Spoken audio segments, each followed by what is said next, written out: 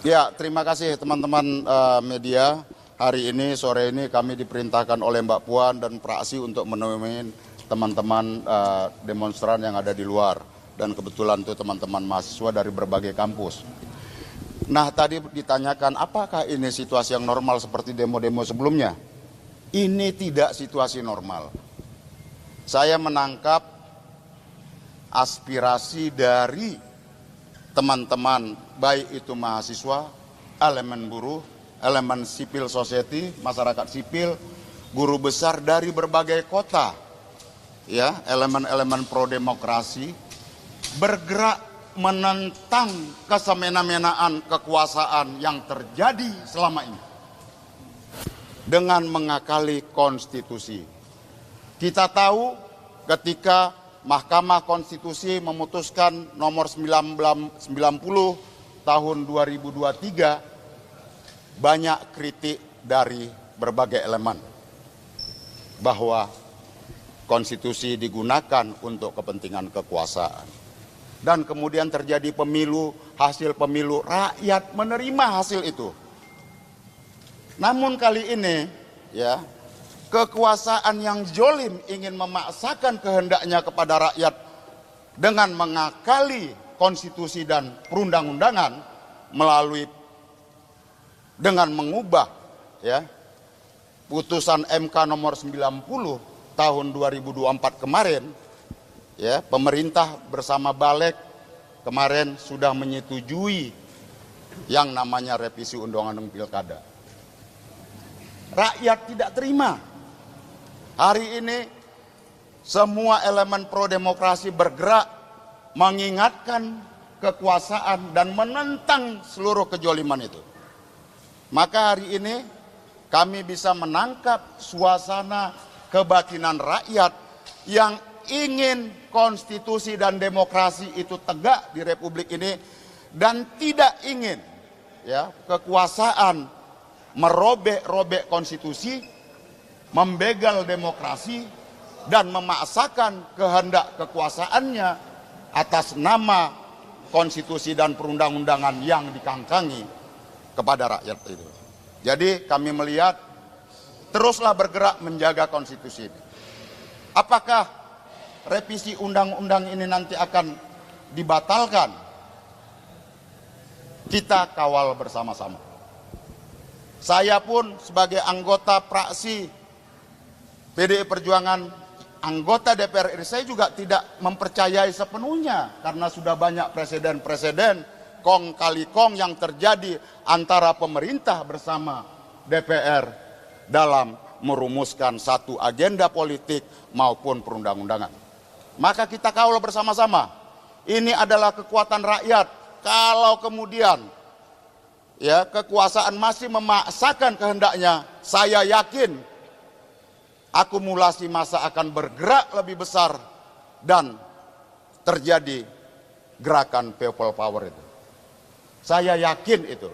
Maka gerakan protes hari ini mengingatkan semua, baik pemerintah maupun DPR maupun partai-partai politik, untuk tidak mengangkangi konstitusi dengan cara-cara munafik seperti itu. Hari ini rakyat sudah muak. Itulah yang terjadi hari ini dan tentu kami akan mengawal itu. Di sini ada Pak Putra Nababan, ada Pak Arteri, ada Pak Wayan, ada Pak Ketut dan ada Bu Diah yang kami tadi ditugaskan untuk menemui teman-teman mahasiswa di luar. Saya rasa itu kalau mau ditambahin monggo. Silakan. Bang, tadi pagi kan sempat Bang Dasko ini bertemu dengan Jokowi. Pandangannya bagaimana Bang Mat itu? Ya, itu kan yang tahu Pak Dasko dan Pak Jokowi. Tapi saya pikir kita ambil positifnya lah, ya. Kita berbaik sangka. Berbaik sangkanya ada peristiwa, ada tragedi kemanusiaan. Ada teman-teman yang tidak punya kepentingan apa-apa, berusaha untuk mengingatkan kita semua untuk mengawal tegaknya konstitusi. Dari pagi, bahkan dari malam sampai saat ini. Saya yakin hati Presiden Pak Jokowi terketuk. Dan mudah-mudahan, maka tadi dikatakan seberapa kuat keyakinan, saya yakin ya mungkin sangat kuat bahwa undang-undang ini tidak sampai kepada pembahasan tahap kedua. Karena saya yakin Pak Jokowi juga manusia, ya, yang punya rasa, ya, yang tahu juga asalnya dari rakyat, yang tahu juga keinginan rakyat. Dan mudah-mudahan kami semua di sini sebagai informasi, kami diperintahkan oleh Ibu Ketua DPR, Ibu Puan Maharani, untuk hadir, tidak boleh alfa sampai dengan tanggal 30 September. Artinya apa? Sampai masa sidang ini, ya, kami semua yang ada di Badan Legislasi harus siaga penuh untuk memastikan rakyatlah yang menjadi epicentrum. Jadi semua produk perundang-undangan banyak sekali akan diturunkan pada masa sidang ini dan kita pastikan akan dilakukan dengan penuh kecermatan, penuh kehatian dan kehikmatan. Apa buktinya? Buktinya pada pagi tadi, ya kan? Sepintas selalu, mudah nggak untuk diketuk paripurna? Mudah nggak? Mudah. Sangat mudah. Tapi kami mengingatkan, untuk dilakukan paripurna ada prosesnya loh. Ada rules-nya. Kita punya yang namanya tata tertib DPR. Begitu kita ingatkan apa? Akhirnya semua kan patuh. Belum quorum, belum dibamuskan, akhirnya paripurna ini ditunda. Seberapa kuat kami untuk memastikan ini bisa dibatalkan? Banyak hal. Ya, pertama dari sisi waktu. Ini tinggal nunggu hari Jumat, besok sudah Senin. Ya. Yang kedua apa? Banyak sekali peraturan yang di tahap pertama sudah disahkan, diketok. Ya. Tapi kan nggak masuk ke tahap kedua, nggak bisa disahkan di paripurna. Sebagai contoh dulu ada yang namanya KUHP dan ada produk perundang-undangan yang lain. Jadi saya mohon ya, tolong dipercayakan di DPR ini masih banyak sekali orang-orang yang baik, orang-orang yang pengen meninggalkan DPR ini untuk meninggalkan kenangan kebangsaan. Tidak terbetik satu pun. Bahkan kami ingatkan pada saat di rapat balik, kalau teman-teman hadir kemarin, kami ingatkan loh kepada 8 fraksi ya, bahwa apakah benar ya hal-hal yang sudah kita lakukan. Ya, kita ingatkan bahwa putusan MK itu final and binding, ya, berlaku pada saat diputus, ya, mengikat dia. Seberapa mengikatnya? Kita punya namanya azas erga omnes, ya, mengikat setiap orang, setiap kementerian, setiap lembaga, termasuk DPR pun terikat. Makanya apa? Berdasarkan undang-undang pembentukan peraturan perundang-undangan, kita sebenarnya tidak perlu repot-repot lagi. Ya, ada yang namanya prinsip akumulatif terbuka. Atas putusan itu kita tidak perlu tafsir lagi. Masukkan saja apa yang diinginkan, apa yang diatur oleh putusan MK, selesai. Tapi kan kemarin ya ada pertimbangan lain, ya akhirnya seperti ini. Ini pelajaran, kita mungkin saja punya keberanian untuk berbuat apapun. Tapi yang harus kita yakini, kita tidak bisa mengangkangi konstitusi. Kenapa? Karena itulah kesepakatan kebangsaan. Karena itulah kita semua hadir dalam suatu perahu kapal besar yang namanya Negara Kesatuan Republik Indonesia karena Undang-Undang Dasar Negara Republik Indonesia tahun 1945. Sejarah mengatakan tidak ada satupun bangsa, tidak ada satupun pemimpin yang berhasil, ya, sukses, ya, di dalam mengangkangi konstitusi. Nggak ada. Ya, kita kembali lagi untuk ini namanya pembelajaran.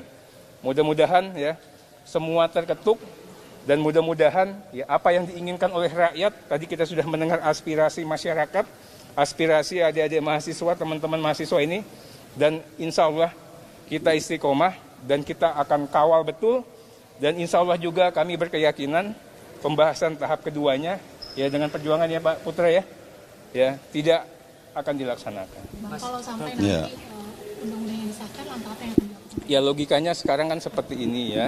Logikanya sekarang, tadi kan teman-teman mengatakan, ada yang baru dari Pak Presiden. Ya nanti ditanya sendiri ke Pak Dasko yang terhormat ya, pembicaraan seperti apa. Tapi saya yakin ya, pastinya yang diputus ya akan disampaikan pasti untuk ya pastinya sama dengan keinginan kita semua. Jadi teman-teman ya, saya ini dulu demonstran. Ketika datang ke DPR ini, yang ditentang itu adalah kekuasaan yang zolim, kekuasaan yang semena-mena.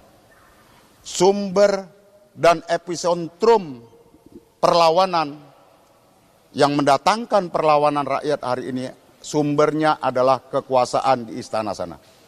DPR ini cuma instrumennya, kita tahulah teman-teman media semua apa yang diinginkan oleh kekuasaan menggunakan tangan DPR. Dan kita lihat kemarin ketika MK memutuskan, ya Presiden memanggil menteri-menterinya. Dan kemudian besoknya meluncurlah agenda pembahasan di Balik ini. Kalau kita lihat runutannya. Jadi sumber epicentrum yang menyebabkan gelombang protes masa hari ini adalah karena kekuasaan yang menindas dan kekuasaan palsu yang semena-mena terhadap rakyat. Jadi itu. Terima kasih. Nggak ada worst case skenario kalau ini tetap disahkan gitu, Mas. Apa? Pertanyaan kita how to, bagaimana mereka bisa mengesahkan? Kalau dipaksakan, Sampai ya. Jumat nih besok, ya. Besok udah Senin.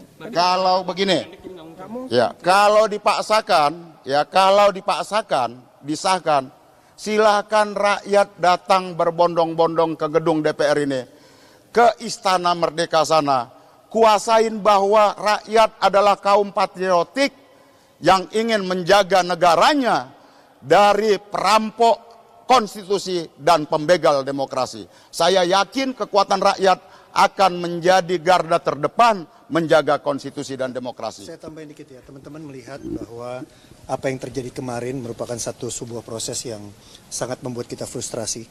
Saya tidak pernah melihat undang-undang bisa sebegitu cepatnya, dari mulai raker, panja, timus, timsin, panja lagi sampai diputuskan dalam waktu yang sangat singkat dari jam 10 sampai jam 5. Tapi kami yang pro pada konstitusi menyuarakan pandangan kami, dibacakan oleh Pak Nurdin, dan ternyata ketika saya, Pak Arteria, Pak Masington keluar dari ruang rapat balik, kami betul-betul sangat kecewa dengan hasil itu. Dan ternyata apa? Ternyata we are not alone. Kita nggak sendirian. Dan itu dijawab dengan trending topik, dijawab dengan aksi rakyat, dan lain sebagainya. Menurut saya, apa yang disampaikan Pak Masington tadi, Pak Arteria tadi, bahwa tidak bisa hanya kami saja yang mengawal. Tapi ternyata seluruh Indonesia, kalau saya hitung ada 23 kota yang saat ini sedang mengawal, dan saya rasa itu terlalu besar resikonya kalau kita meniadakan itu. Jadi teman-teman, tentunya ini bukan sesuatu tanda titik, ini adalah koma yang harus kita kawal. Kita kawal Jumat, tadi Pak Mas itu bilang hari Senin dan lain sebagainya, tetap akan kita kawal sampai pada akhirnya nanti. Itu aja yang mau saya tambahkan.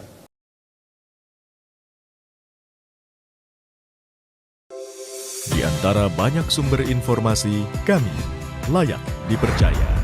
Karena kami menggali lebih dalam, berpihak pada kebenaran, berpegang pada data dan fakta, agar layak Anda jadikan referensi. Kompas TV, independen, terpercaya.